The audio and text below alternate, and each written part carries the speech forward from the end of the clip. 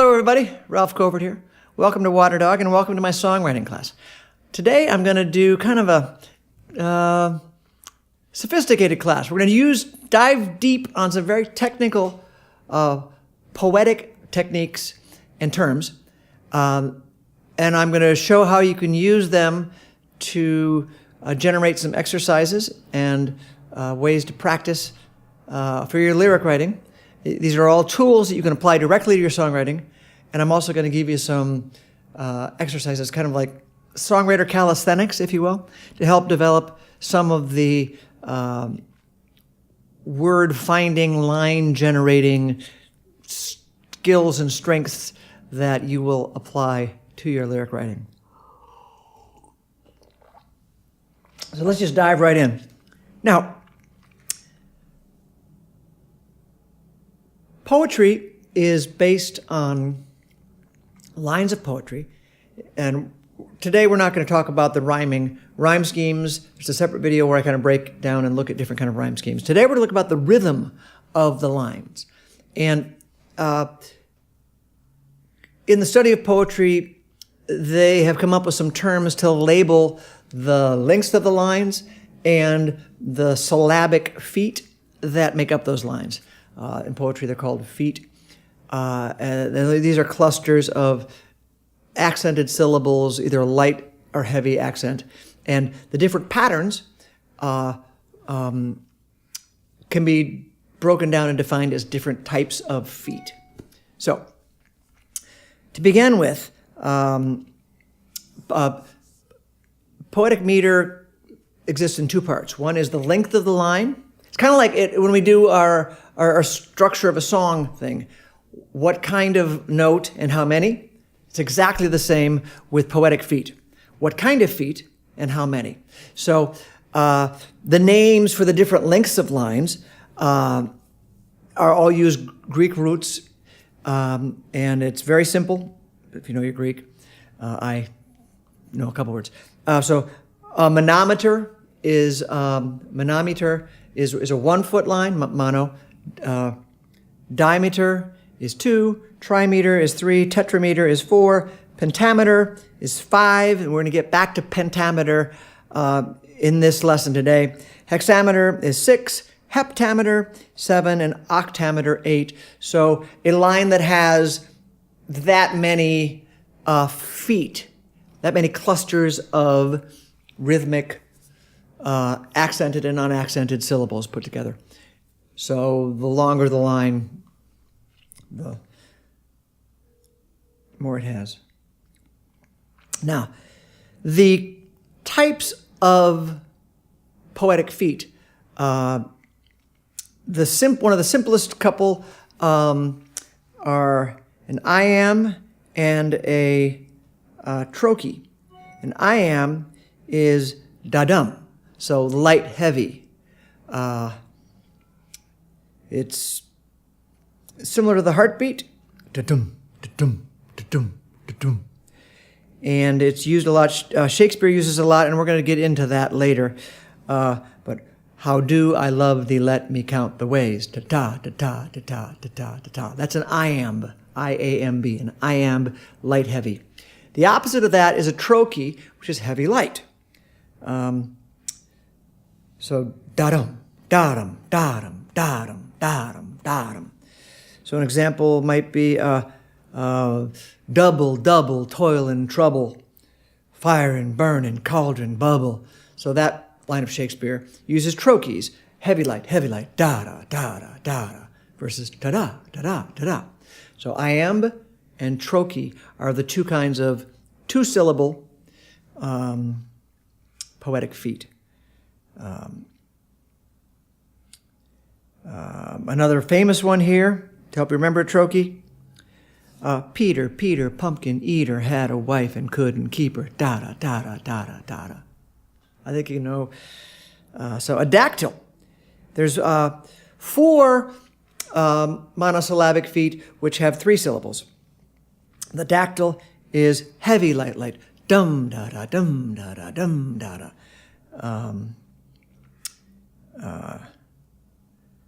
And the Walt Whitman example they give here at aresearchguide.com. Out of the cradle, endlessly rocking, out of the mockingbird's throat, the musical shuttle. That's the example they give. But you hear the da-da-da, da-da-da, out of the cradle. Oh, I see. They're not all dactyls, but that's what they're saying. So out of the is in a. Let me see. An anapest, and we're going to get into anapest as well here. It's another very important one. An anapest is 3 syllables, but it's the opposite of a dactyl. So it's a ta-da-ta, ta-da-ta, ta-da-ta.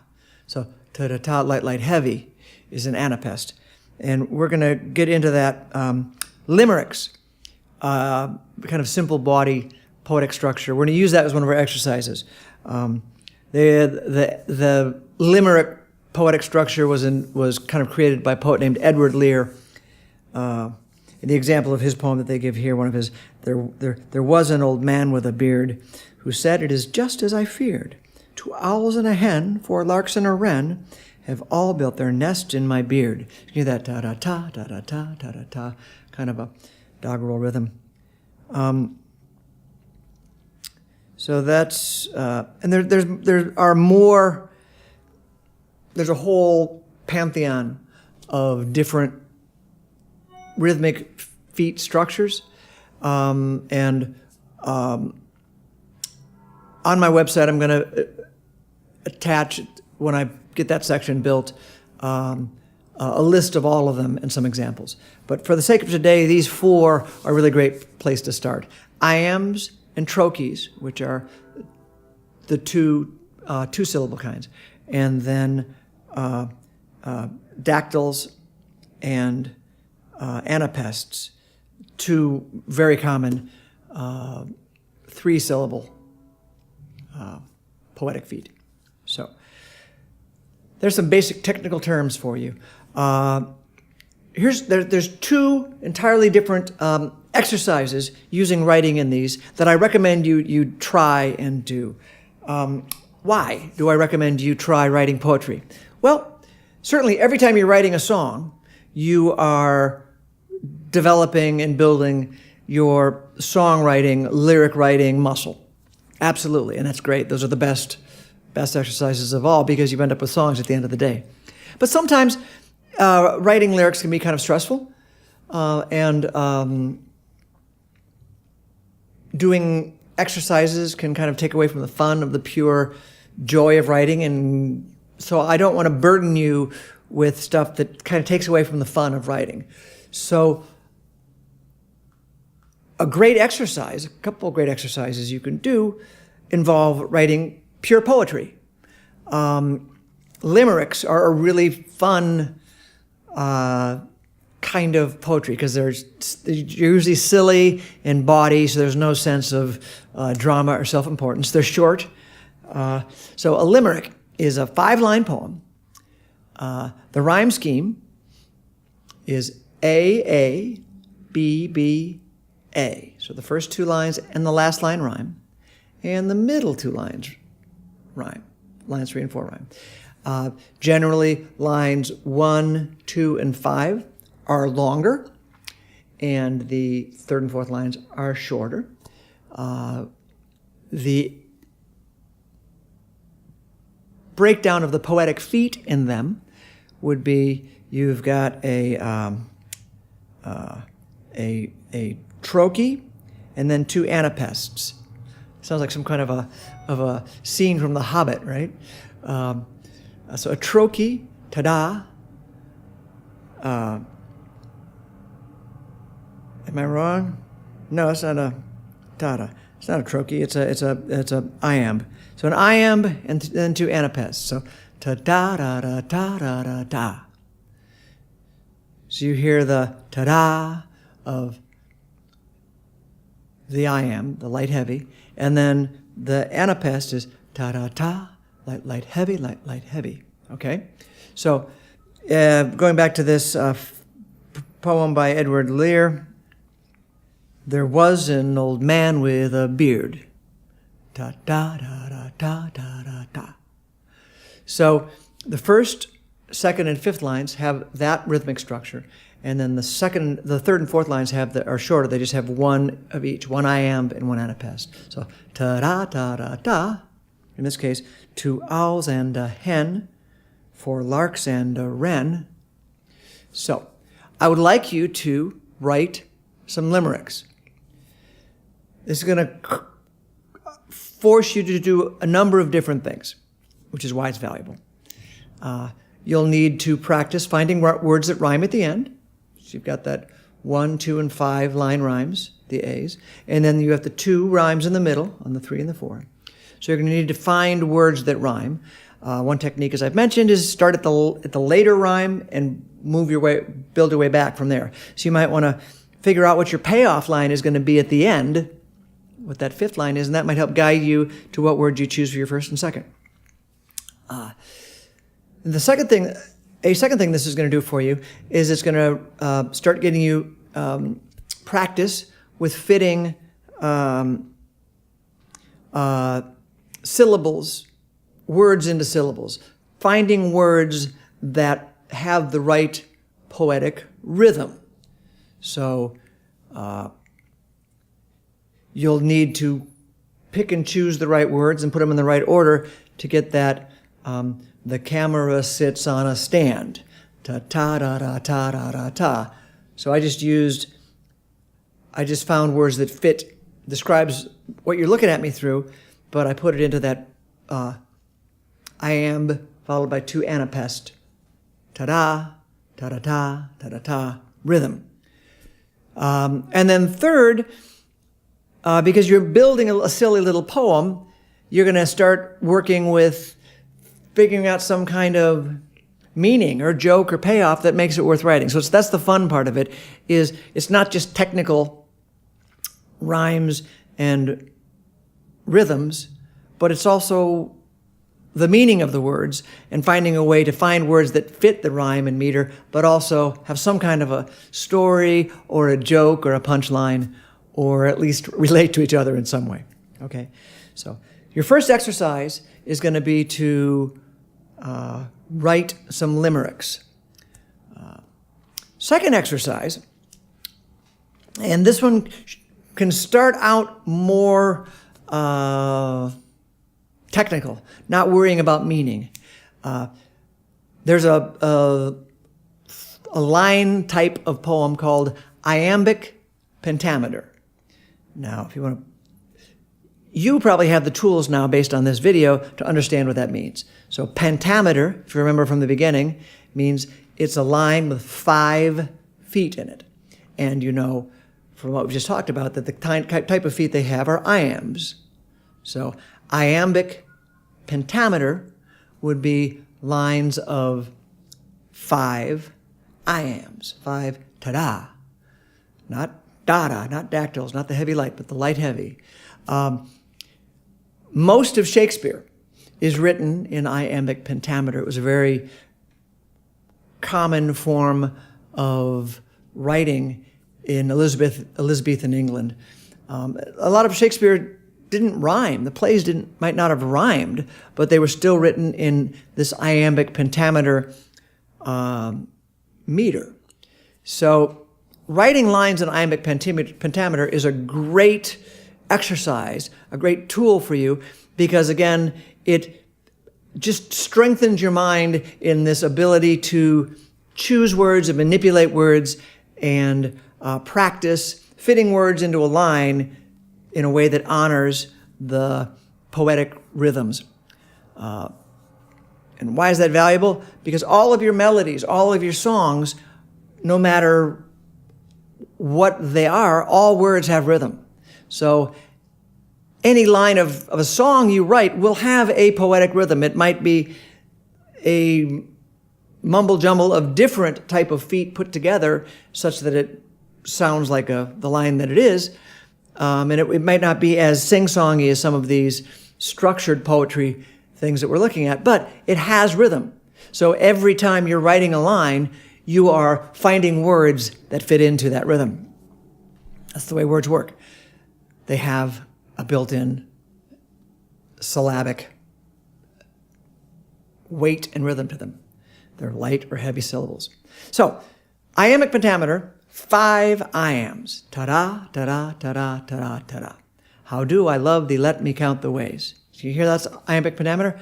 How do I love thee, let me count the ways. I'm saying them very heavy. How do I love thee, let me count the ways. But that's the poetic rhythm of it, okay?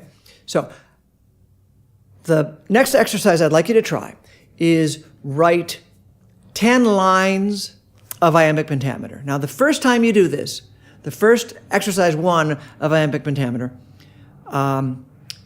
they don't have to have any meaning. They don't have to be related to each other. And they don't have to have any rhyme. So I just want you to come up with lines that fit that rhythm of, if I was there upon a beach alone. Okay, ta-ta, ta-ta, ta-ta, ta-ta, ta-ta. That's a line of iambic pentameter. Doesn't mean anything. I'm not rhyming it to anything, but I'm practicing fitting syllables and words into a line of iambic pentameter. So I'd like you to do 10 of those, just purely technically fitting stuff in that fits that structure. Once you've done that, you can go back and start to explore writing some iambic pentameter that means something, okay? Start trying to filter some meaning into it, either with having the lines relate to each other in some kind of a narrative story way, or describing or listing something that's related. But, starting to add that dimension of actually trying to say something in addition to have the rhythm be right. Then the next step would be to start rhyming them. And a great fun exercise you can do with that is a Shakespearean sonnet in the style that Shakespeare wrote. It's a 14-line poem, so 14 lines. And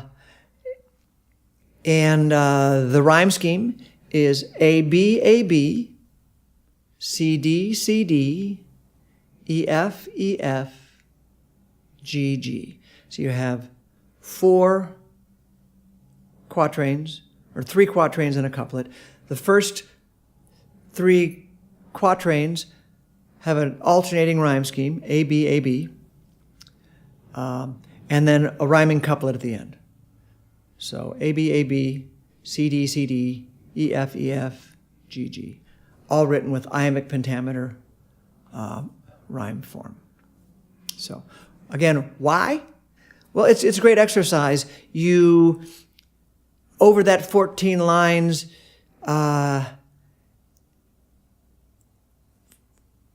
you get practice setting up and paying off those alternating rhymes, those A, B rhymes. You also get a lot of practice putting words into the right rhythm, which is a great skill that you'll use every time you're writing. And, 14 lines is enough that you can kind of put some kind of articulated thought into it. It's, if a limerick is really fun because they're short and silly and bawdy, a sonnet is a little more lofty and a little more of an art form. And you can certainly go back to Shakespeare and read his sonnets. He's one of the greats of putting complex ideas into that short and yet robust form. So there are some great exercises for you and some great poetic techniques that you can apply to your songwriting. And you don't need to know what all these different types of poetic feet are, but just understanding that lines are built on these small 2 and 3 syllable and 4 syllable pods of light and heavily accented syllables will give you the insight you need to manipulate them and come up with better lyrics. So I'm going to close with a song of mine that is not an example of a limerick, and it's not an example of a sonnet, but it does name check Shakespeare, so it seems like it's a good idea. The song off the Bad Examples Kisses 50 Cents album, Every Poet Wants to Murder Shakespeare. So happy writing. Thanks for sticking with me through this very intense dive into technical, poetic tools. And hope to make more music with you soon. Thanks a lot for watching. Every poet wants to murder Shakespeare. We're just pissing on the grave of what went on before. And everyone invents a world the day that they were born. Something's going on here and it's going on without me. I'm standing on the precipice and counting all my recipes. I'm sick and tired of paying homage to the altar of the things that went before me when I wasn't born to be there. And every poet wants to murder Shakespeare. We're just pissing on the grave of what went on before. And everyone invents a world the day that they were born. There's a painting of my lover in the corner. She's taken off her clothing and she's standing in the rain. Looks like she's beckoning for me to come and join her. She's trapped inside a painting and I'm running out of patience. And every poet wants to murder Shakespeare. Alright.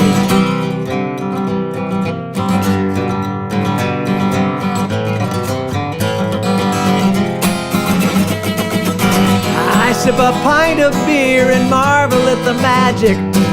I must be as drunk as Mr. Marlowe in his prime. I stumble through the shambles of my own imagination, 'cause the poet of tomorrow will be just as drunk as I am. And every poet wants to murder Shakespeare. We're just pissing on the grave of what went on before. And everyone invents a world the day that they were born. Every poet wants to murder Shakespeare. We're just pissing on the grave of what went on before. And everyone invents a world the day that they were born. I do believe it's true that every poet wants to murder Shakespeare. Every poet wants to murder Shakespeare. Every poet wants to murder Shakespeare.